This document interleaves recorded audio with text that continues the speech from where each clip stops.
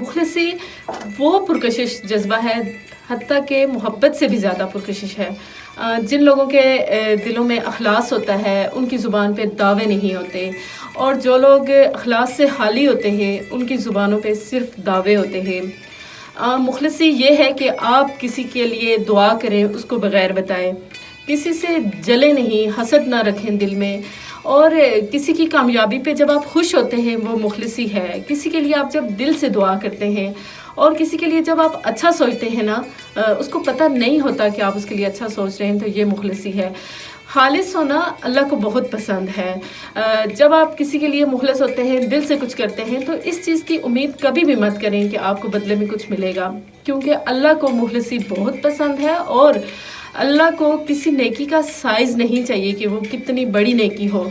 अल्लाह तो दिलों का हाल देखता है, और जो है ना, वैसे भी अल्लाह ने खुद बता दिया कि अमाल का दारोमदार नीयतों पर है। तो मुखलिस रहें, सच्चे रहें।